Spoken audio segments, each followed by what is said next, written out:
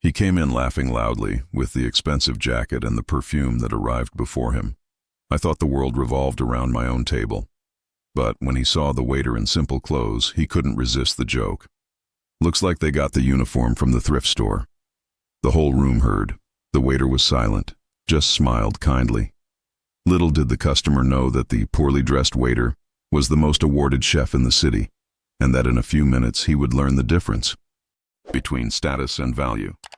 Leave a like and subscribe to the channel, because this story will show you that true respect is never about appearances. The clock struck 7:30 in the evening when the Aurora restaurant began to come to life. Yellowish lights, polished glasses reflecting the soft glow of the chandeliers, and the murmur of early conversations filled the room with that harmony typical of sophisticated places. Among the waiters, who moved with elegance and precision, one man stood out for his simplicity. André, in a black uniform and worn apron, passed from table to table with a calm smile. That night, the restaurant was expecting a special reservation. A group of businessmen led by Ricardo Monteiro, an investor known for both his money and his ego. Ricardo arrived surrounded by laughter, expensive perfume, and smug looks. He wore an impeccable gray suit and a Swiss watch on his wrist that shone brighter than the crystals in the chandelier. As soon as he entered, he looked around with an air of superiority. "I expected something more luxurious," he murmured, loud enough for the maitre d' to hear. The waiter just smiled and led him to the best table in the room, next to the window. André approached to hand over the menu. He gently bowed slightly. "Good evening, gentlemen. Welcome. May I suggest the chef's menu?" Ricardo looked up and sized the waiter up and down. The pants were a little loose, the vest was worn at the edges, the shoes had lost their shine. It was enough to make him let out a sarcastic laugh. "Chef's menu?" he repeated, mocking. "The chef here wears thrift store clothes, is that it?" Laughter echoed around the table. One of his colleagues tried to restrain him, but Ricardo was determined to turn the moment into a spectacle. "Seriously, look at that," he said, pointing at André. "A restaurant of this caliber should invest in better uniforms. He looks like he came straight from the bus station." Some customers at nearby tables began to discreetly turn their heads away, uncomfortable. But André didn't react. He kept the same calm look, the same serene tone. "I apologize, sir, if you don't like the uniform. Even so, I hope the service is up to par." The answer, spoken gently and firmly, left the room silent for a few seconds. Ricardo laughed, trying to lighten the mood. Sure. I'm just kidding, man. Don't take it personally." André just nodded. "No problem, sir. I'll be back with the starters." And he left, leaving behind a disconcerted table and a man who, inside, felt the slight discomfort of having been politely put in his place. In the kitchen, André took a deep breath. The other employees looked at him with respect. It was difficult to remain calm in front of someone like Ricardo, but he had already learned that anger only fuels those who provoke it. On the other side of the room, Ricardo continued the show. He spoke loudly, laughed, and told stories about business, jets, and international travel.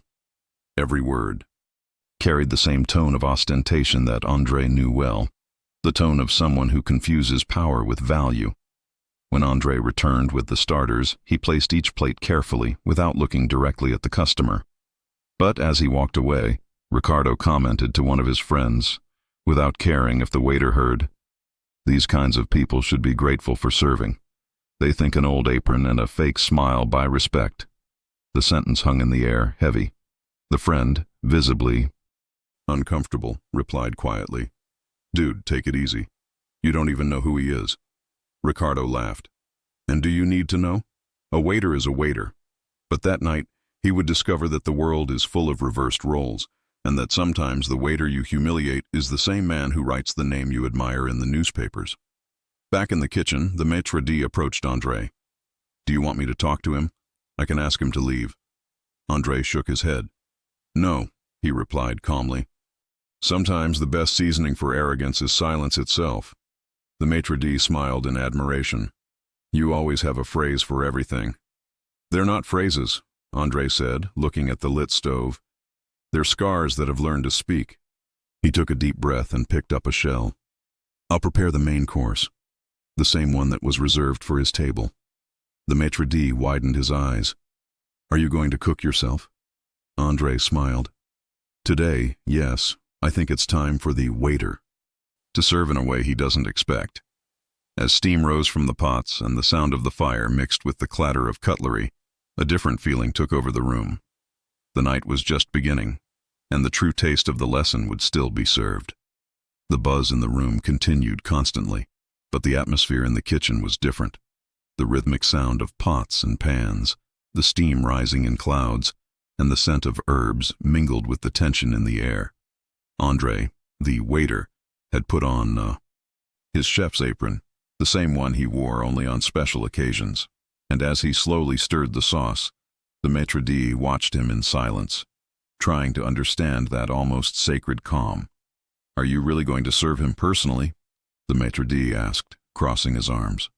Yes, André replied, without taking his eyes off the pan. Arrogance only dissolves when it's tested.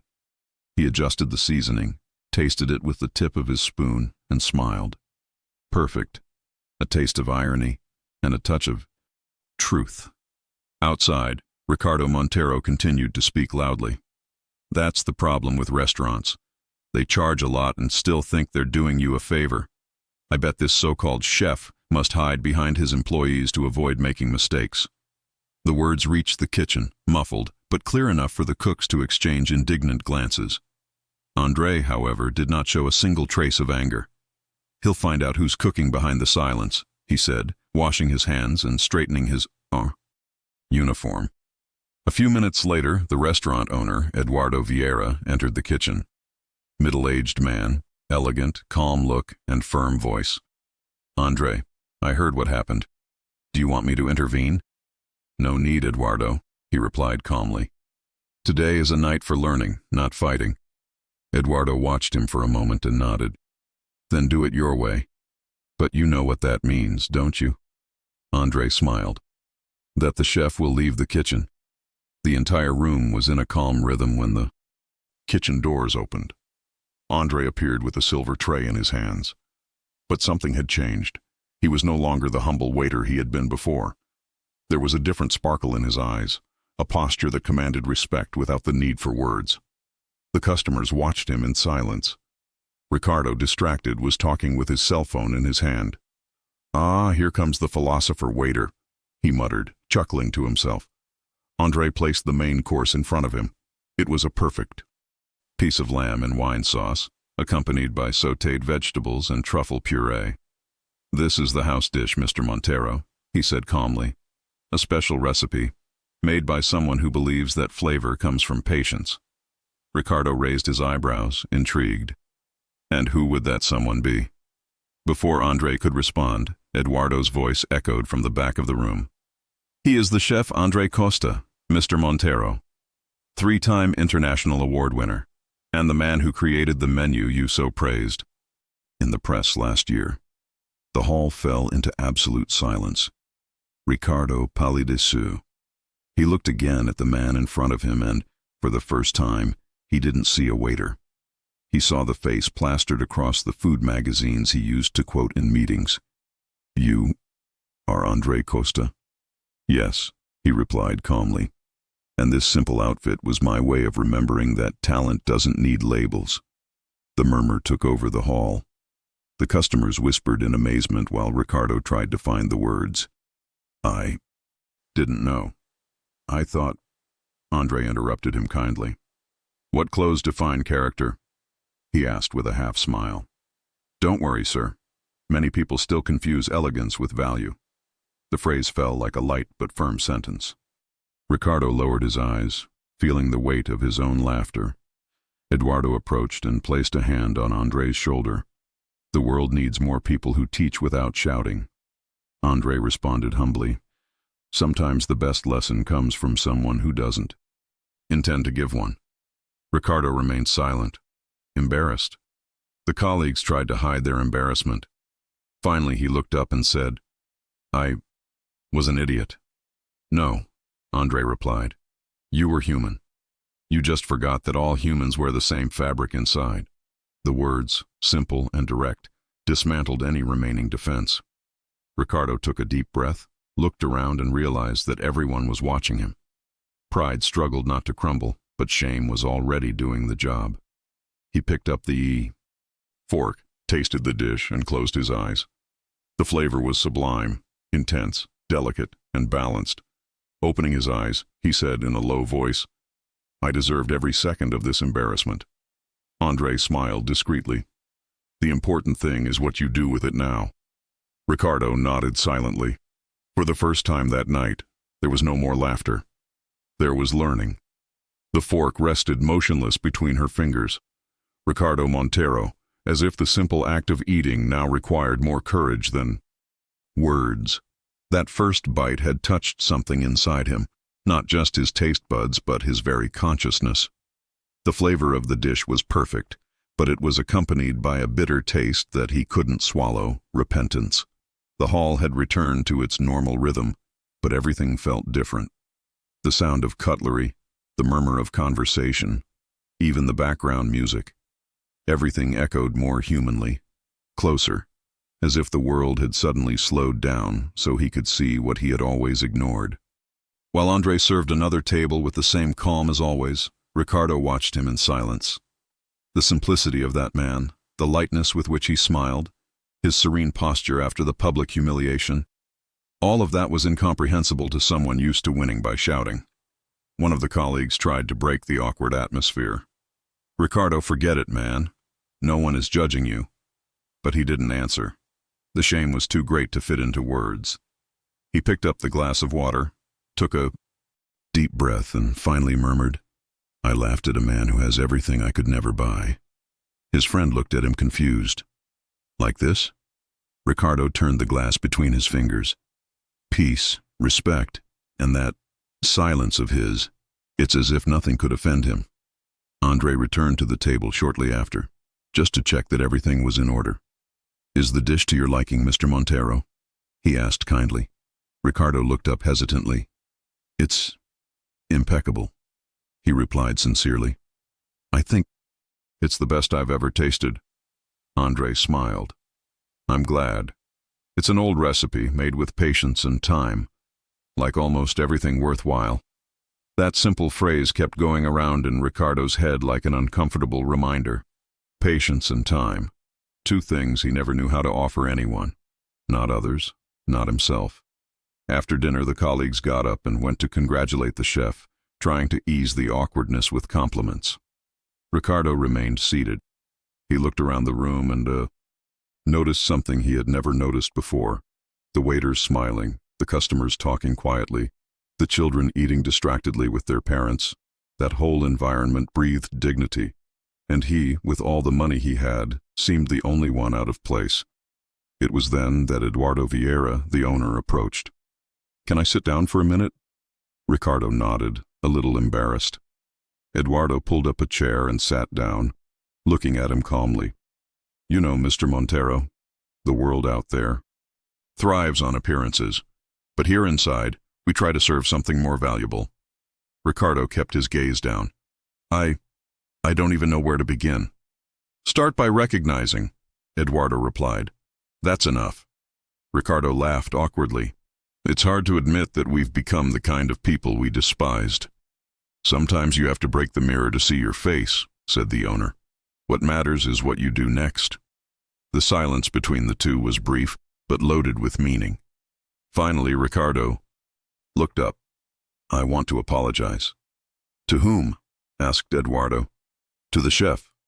"Then don't waste any time," he replied, standing up. "The kitchen is still lit." Ricardo got up and walked slowly to the back door. The sound of silverware, the steam and the heat of the kitchen enveloped him as soon as he entered. There was André organizing the dishes, focused, as if the whole world fit into that silent routine. Ricardo stopped a few steps away and took a deep breath. "André." The chef turned around with the same serene look as before. "Yes, Mr. Monteiro. I came to apologize." André dried his hands on his apron and approached. "Apology accepted." "That easy?" asked Ricardo, surprised. It's not easy, he replied, but it's the right thing to do. Ricardo was silent for a few seconds until he confessed. I humiliated you because I needed to feel superior to someone, and I think deep down, I just wanted to hide how small I feel. André smiled without irony. Every arrogant person is insecure and pretends to be brave. Ricardo lowered his head, moved. How can you be so calm after everything? Because I was you once, André replied, and someone treated me with the same patience I tried to show you today. That answer took him apart. Ricardo took a deep breath and, for the first time, extended his hand sincerely. André squeezed firmly. Neither of them said anything else, because in that silent touch, forgiveness was already served. The kitchen of Aurora restaurant was almost empty when Ricardo and André remained there, side by side, after the apology. The sound of utensils being washed echoed in the background, mixed with the soft hiss of a pan forgotten on a low heat. It was the kind of silence that didn't bother anyone, the kind that comes when two people finally understand each other without needing any more words. Ricardo broke the mood first. Can I ask you something? Of course.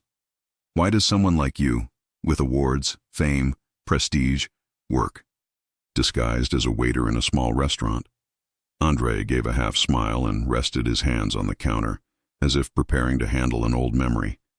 Because spotlights illuminate, but they also blind. Ricardo frowned. I didn't understand. When the world started calling me the most awarded chef in the city, I began to believe that people's worth lay in the title they carried, André explained, staring into space. And the higher I climbed, the further I distanced myself from the kitchen. And from the people. He paused, taking a deep breath, until the day I humiliated an apprentice in front of the entire team, all because he let the sauce burn.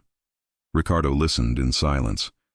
The boy cried and left that night, and the next day I read a letter from him saying that his love for food was gone.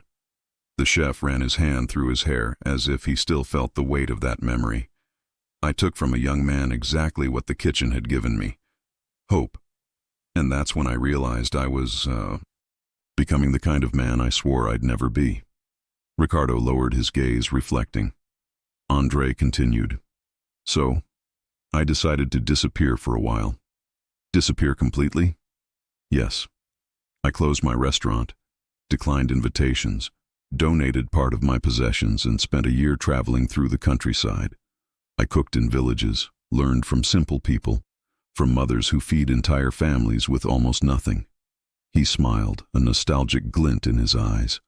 There I learned something that no award teaches: the essence of humility. Ricardo watched him closely, impressed. And that's when you decided to become a waiter? That's when I decided to return to serving, André replied. But in a different way. I wanted to see if I could still cook for people without them knowing who I was. I wanted to understand if respect came from the name or the gesture. André picked up a pot, stirred the contents slowly, and the aroma of fresh herbs filled the air. I discovered that the flavor of food changes when the heart of the person cooking is at peace. Ricardo smiled, slightly moved. You know what's funny?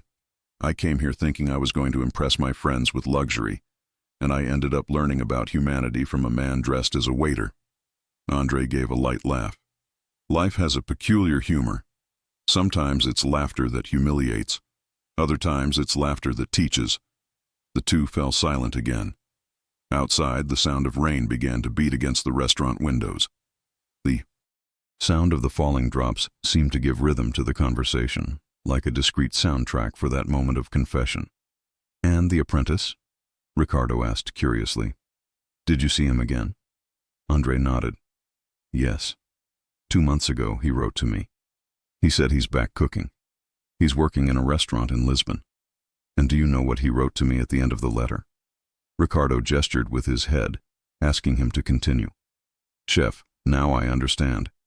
The fire that burns the sauce also cooks the soul. Ricardo laughed, moved. That's strong. Yes, replied André. And true. The rain was getting heavier outside. André turned off the heat and placed the lid on the pan. The steam slowly escaped, forming a light mist in the air. "You know, Ricardo, cooking is like living," said the chef. "You can use the best ingredients in the world, but if you add too much anger, the flavor will deteriorate." Ricardo nodded seriously.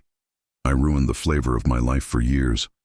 "Then it's time to remake the recipe," André replied. "Regret is just the first ingredient in change." He reached out again. "And for starters, you can come back tomorrow. As a customer, but also as someone who wants to learn." Ricardo looked at him surprised. "Learn to cook. Learn to respect what food represents: effort, time, and soul." Ricardo smiled, feeling a different warmth in his chest. "I accept." André patted him lightly on the shoulder and said, "So tomorrow, come without a suit. The kitchen doesn't need status, only truth." And as the two said goodbye, the sound of the rain mingled with the aroma of food, as if the world outside was washing away the pride that had remained in the past. The sun had barely risen when Ricardo Monteiro parked the car in front of the Aurora restaurant. The morning air still carried the smell of wet earth from the previous night's rain. This time he wasn't wearing the expensive suit or the shiny watch. He came wearing jeans, a simple shirt, and a different look in his eyes. The look of someone who came looking for something that money could never buy. The door was ajar. Inside, the sound of pots and pans echoed softly. The aroma of sautéed onions and fresh herbs filled the air, welcoming anyone brave enough to start from scratch. André was there, as always, calm and focused. He cut vegetables with precise movements, each gesture carrying a silent harmony, as if time obeyed the rhythm of his breathing. Ricardo approached slowly. "Good morning, chef." André looked up without stopping cutting. "Good morning, Ricardo. You don't need to call me chef. Today we're just two men trying to do the best we can." The businessman smiled a little awkwardly. "And where do I start?" André pointed to a counter covered in simple ingredients: tomatoes, garlic, carrots, and greens. "Start by peeling away what bothers you. Cooking and life have this in common. Before we can improve, we need to remove what's unnecessary." Over the next few hours, the kitchen became a true lesson in humility. Ricardo burned the first onion, dropped a spoon, and messed up the salt. But André never corrected with irony. Every mistake was a lesson, every failure a chance to start over. "The secret to food is here," André said, pointing to his chest. "If you cook with vanity, the dish will be cold, even when hot." Ricardo smiled, sweating, his face stained with flour. "I think I finally understand what you meant about fire. It doesn't just burn the ingredients, it tests us too." "Exactly," André replied. "Fire reveals who is patient and who just wants to see results." With each step, Ricardo felt something inside him transforming. The haste that accompanied him in all his business seemed to disappear. For the first time in years, he wasn't trying to win. He was just living in the moment. Around noon, André asked him to try the sauce he had prepared. Ricardo took the spoon, tasted it, and remained silent for a few seconds. "Is it okay?" asked André. "It is," he replied with a slight laugh. "It's simple, but in a way that reminds me of my mother's house." André smiled. "It's the taste of truth. Honest food has the power to bring back who we were before we lost ourselves." Ricardo leaned against the counter, thoughtful. "You know, it's been a while since I felt proud of something I did myself. In my world, we outsource everything: work, affection, even forgiveness." "None of that works here," André replied. "The kitchen doesn't forgive haste, but it rewards effort." He approached and added, "And remember, whoever wants to be served must first learn to serve." Ricardo remained silent, digesting the sentence like someone savoring a truth too long to be said aloud. When the clock struck 2 in the afternoon, the employees' lunch was ready: rice, vegetables, homemade bread, and the sauce that Ricardo had helped prepare. André invited him to sit with the team. Raphael, the maitre d', and 2 other cooks sat down at the table, surprised to see the businessman there. Ricardo looked at the simple faces around him, people he would have ignored just a few days ago, and felt a lump in his throat. "I've never eaten at a table like this," he confessed. No arguments, no disguises.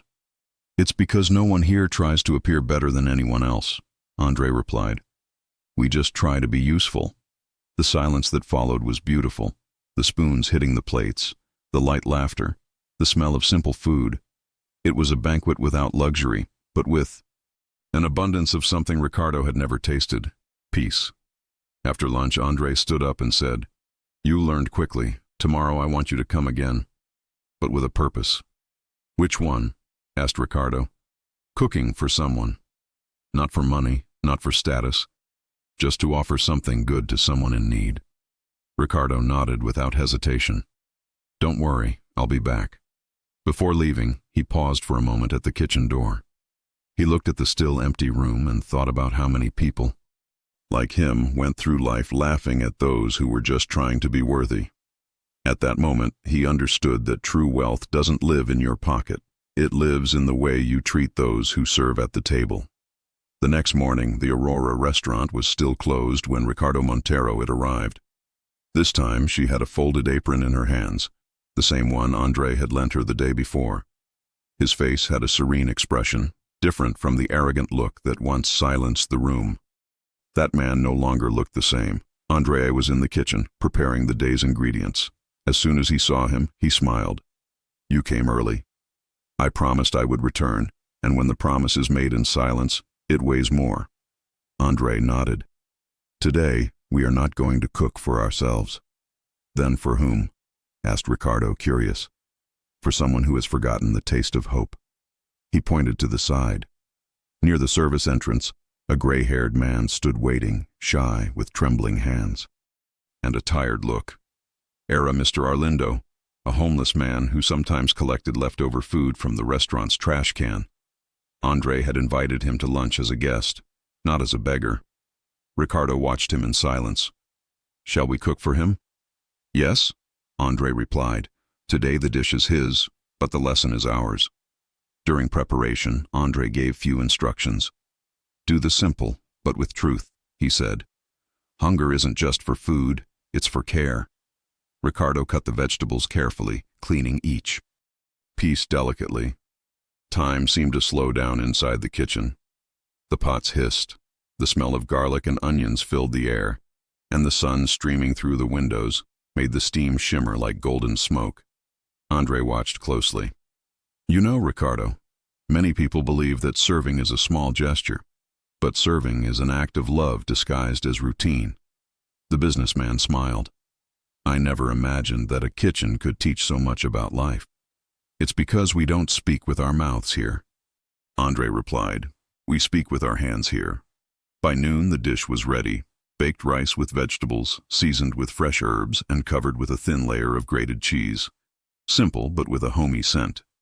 Ricardo placed the plate on a tray and took it to the hall, where Mr. Arlindo waited, sitting, a little embarrassed. The man looked up and said softly, "Is this all for me?" Ricardo nodded. "Yes, it is," and it was done with great respect. Mr. Arlindo held the fork with trembling hands. "It's been a while since anyone cooked for me," he murmured before taking the first bite. The hall fell silent. Each spoonful seemed to bring back something he had lost years ago. Dignity. And Ricardo, standing and watching, felt his eyes well up.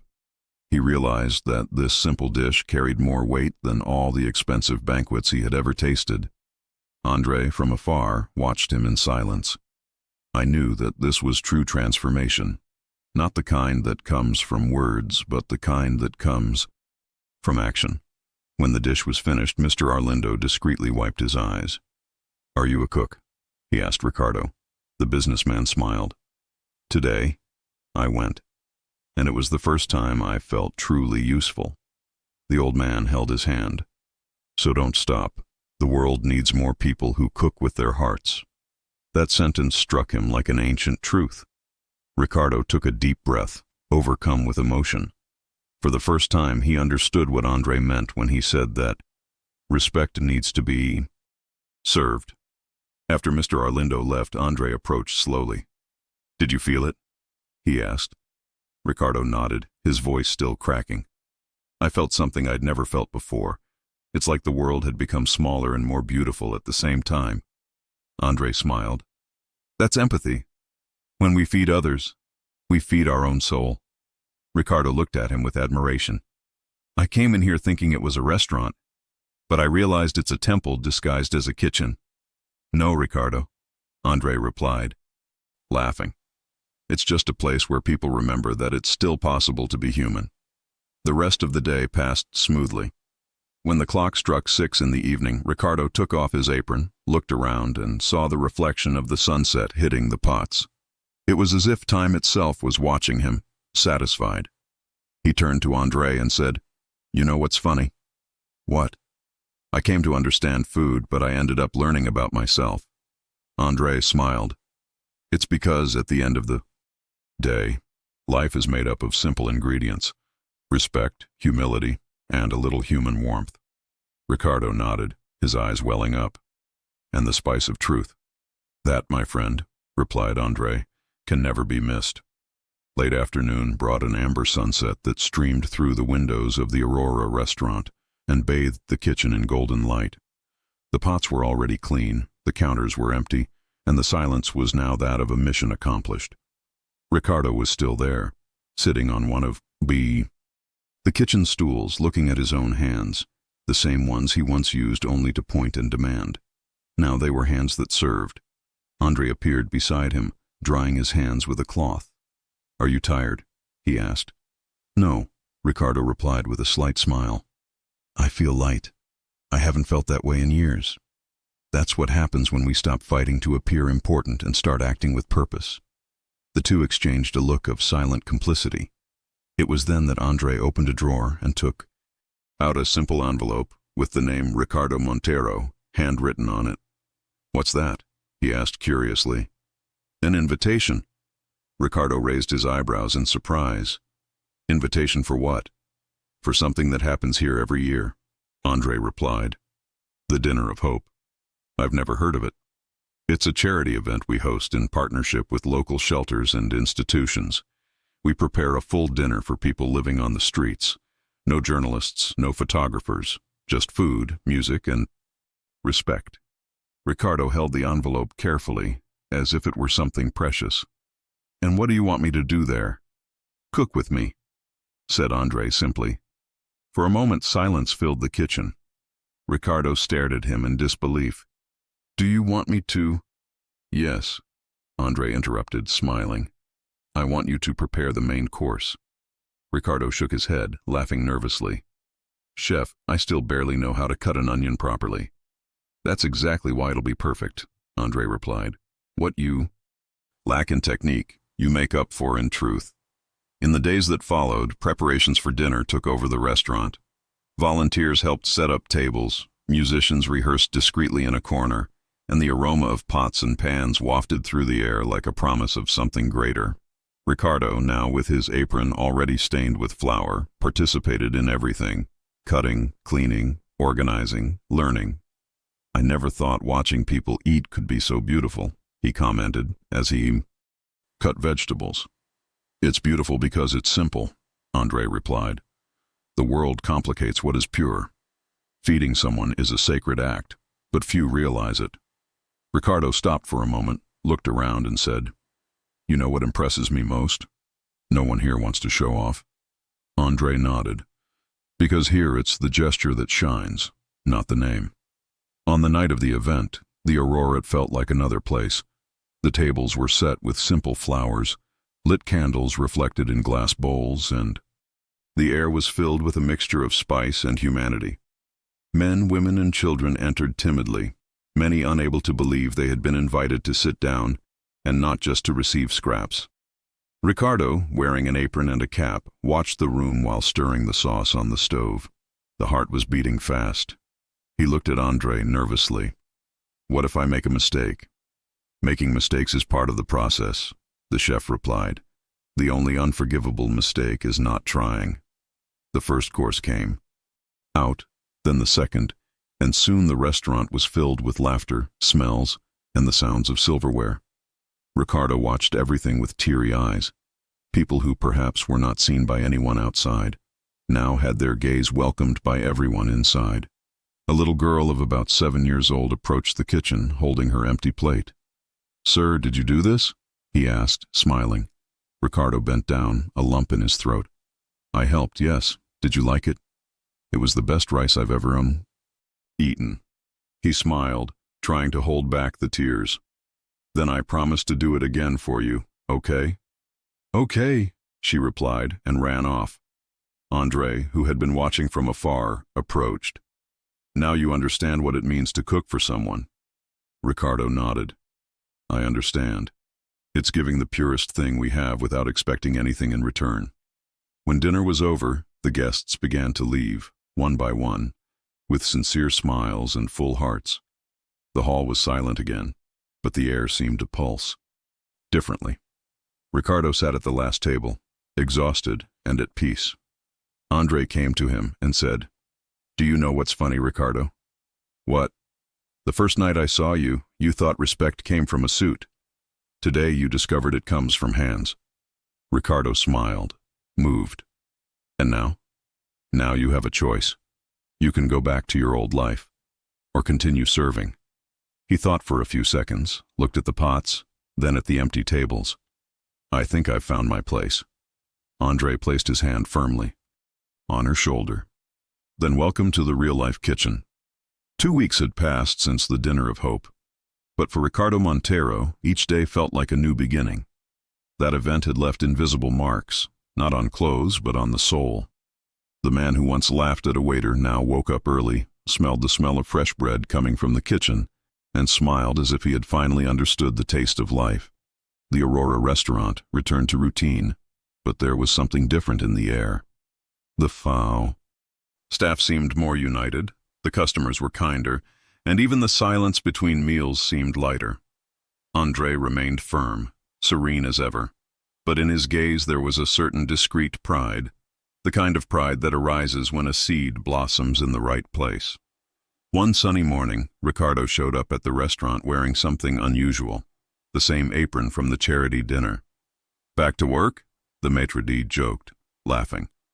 "Not exactly," he replied. "I came to talk to André." He walked into the kitchen and found the chef chopping fresh herbs as usual. "Good morning, Ricardo. What brings you here so early?" "An idea," he said, a twinkle in his eye. André looked up, curious. "I'm listening." "I want to take what I've learned here beyond these walls," Ricardo said seriously. "I have a large company, hundreds of employees, and I realize that deep down they spend their days serving someone. Clients, investors, bosses, but they're rarely served with respect." He paused. "I want to change that." André rested the knife on the counter and crossed his arms, attentive. "Continue." "I want to create an internal program inspired by this restaurant," Ricardo explained. "Call it Kitchen of Life, an experience where everyone participates in a day of teamwork, cooking, serving, and eating together. No positions, no titles, just people." The chef smiled, genuinely impressed. "Do you want to transform your company culture based on a dinner?" "I want to change the way people see themselves," Ricardo replied. "Because I realize that respect isn't a position, it's a seasoning. If it's missing, everything goes sour." André was silent for a moment, admiring the man in front of him. "That's beautiful, Ricardo, and it's rare.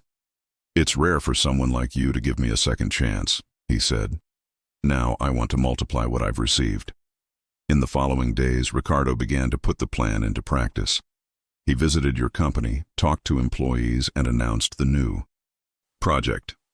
At first, many found it strange. The man known for being impatient and stern was now talking about empathy and unity.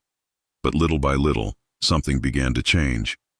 In the first edition of the Cozinha da Vida program, Ricardo called André himself to guide the experience. 50 employees from different departments were invited to cook and serve a community lunch at a social center in the city. And there, far from the air-conditioned rooms and gold badges, everyone experienced the same feeling, the power to serve.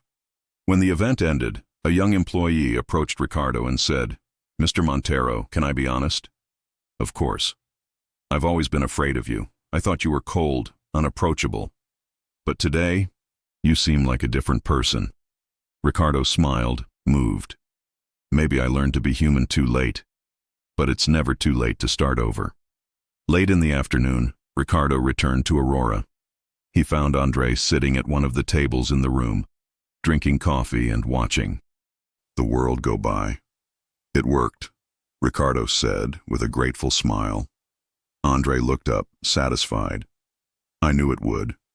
When we season the world with truth, it always gives back the flavor."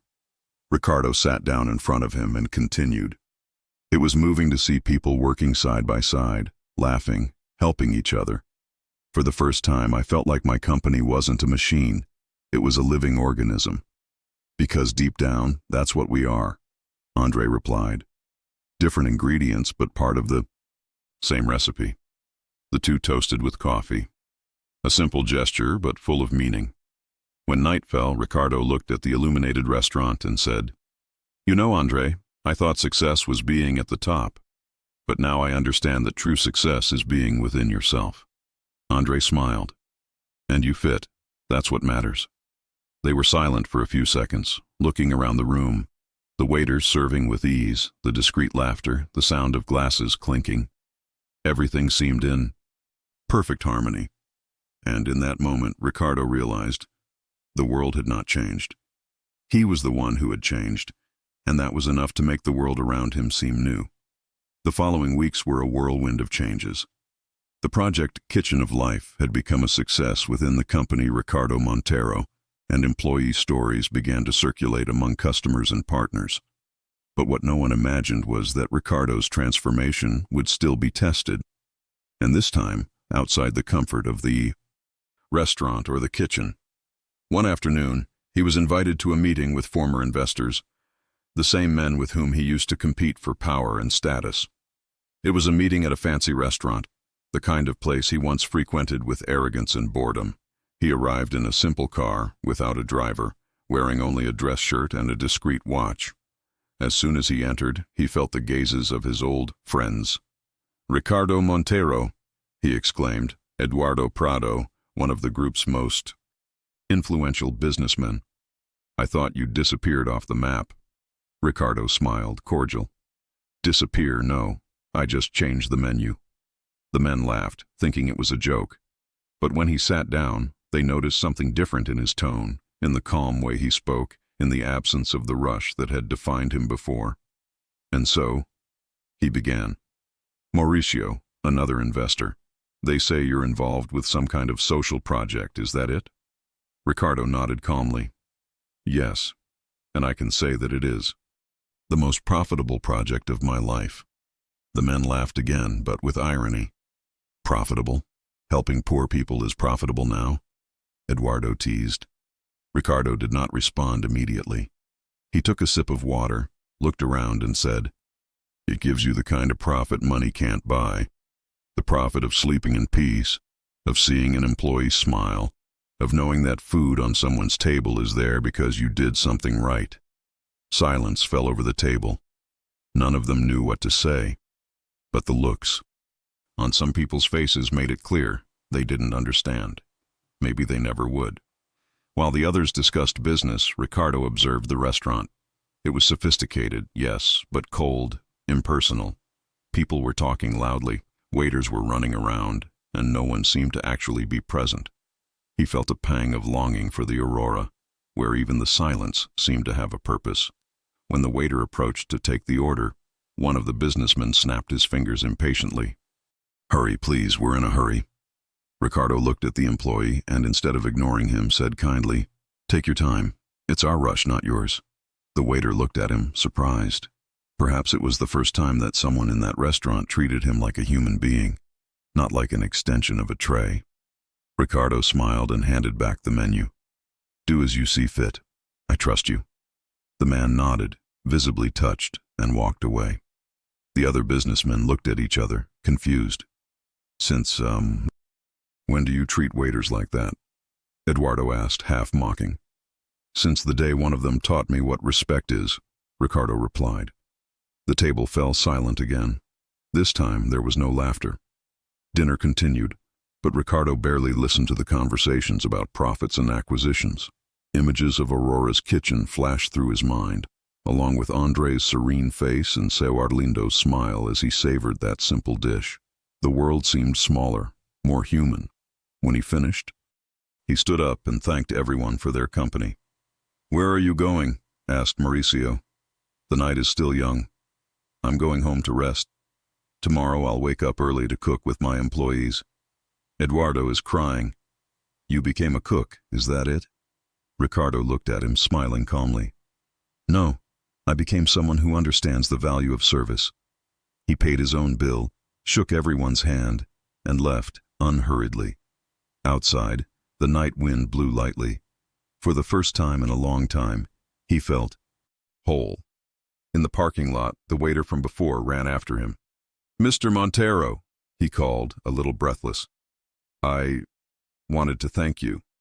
"Thank you for what?" asked Ricardo. "Out of respect. No one ever told me to take my time. Today, I serve more slowly, and I think dinner turned out better because of it." Ricardo smiled. "Then keep it up. The world changes slowly, but it changes from the inside out." The waiter nodded and held out his hand. Ricardo squeezed tightly. "Thank you, sir." The young man said, "It was a pleasure serving you." "It was my pleasure," Ricardo replied. "You reminded me of someone who taught me everything I know today." He got into the car and stood there for a few seconds, looking at the reflection of the city lights in the glass. He remembered the first laugh, the humiliation, the discovery, the dinner, the empathy, and he smiled. Because now he knew. Humility is not a place you arrive at. It is a path you walk every day. It was night in the Aurora restaurant. The movement had ended hours ago, and the hall was silent, lit only by the yellowish light of the candles forgotten on the tables. The distant sound of rain falling on the awning created a soft, almost melancholic melody. In the background, the kitchen still breathed. The heat of the pots, the smell of herbs, the steam rising slowly, like a prayer. Ricardo Monteiro entered silently, carrying a bottle of wine and 2 glasses. It found André seating on a wooden bench, cleaning knives and organizing spices, as he did every night. "Still working?" asked Ricardo. André smiled without looking up. "The kitchen doesn't sleep, it only rests between one dream and another." Ricardo placed the bottle on the table. "Today, I came to close a cycle." "A cycle?" André raised his eyebrows. "And what are we going to cook this time?" "What's left?" Ricardo replied, opening his apron and revealing a basket of vegetables, bread, and cheese. "I thought it would be nice to make something simple." André stood up, curious. "A man who has eaten in very expensive restaurants and won awards, and chooses the simple." Ricardo shrugged, smiling. "I learned that food is only rich when it feeds the spirit." The two began cooking side by side. There was no rush, no orders, just harmony. André chopped the ingredients with the calm of someone who already understood the timing of things. Ricardo stirred the sauce, tasting carefully, remembering everything he had learned. "You've changed, Ricardo," said André, breaking the silence. "I had to," he replied. "That man in the suit and the easy laugh died that first night when he mocked you." "I wouldn't say he died," said André. "I'd say he was tempered by life." They both laughed, and the sound of laughter echoed softly, breaking the silence of the kitchen. The smell of the finished dish, a simple risotto with vegetables and cheese, filled the air. André served the portions and the two sat at the counter. "You know," Ricardo began, "when I met you, I thought I was inferior. Today I realize that, at that moment, it was I who was being small." André looked at him serenely. "Life has a curious way of reversing roles. Sometimes, you have to serve to understand the value of being served." They toasted with wine and ate in silence, savoring not only the food, but the journey they had taken to get there. Outside, the sound of rain had stopped, and the sky was slowly beginning to open up. After dinner, André got up and began to put away the utensils. Ricardo watched him in silence. "What are you going to do now?" asked the chef. "Keep serving," he replied, "but in a different way. I want to open a foundation inspired by Aurora, to teach vulnerable young people how to cook. I want them to learn not only the profession, but also respect." André smiled proudly. "This is the best recipe you could create." "You were the one who taught me," Ricardo replied. "The difference is that now I want to share the flavor." The chef came over, put a hand on his shoulder and said, "So the cycle is complete. I taught you a lesson, and now it is you who will serve the world."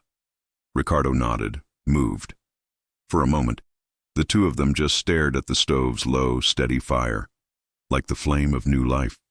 When they said goodbye, Ricardo looked around for the last time. The restaurant was empty, but the silence wasn't one of loneliness. It was one of gratitude.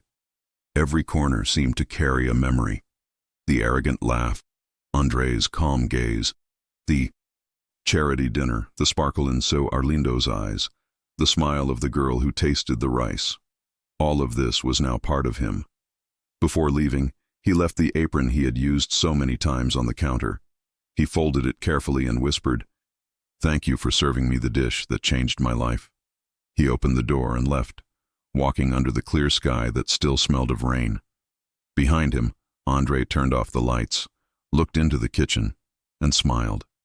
He knew that night the restaurant had served more than food. It had served redemption. Respect is not measured by the clothes you wear, but by the heart you offer. Humility is the spice that transforms any simple gesture into greatness. And true success lies in serving, not to be seen, but to see others with love.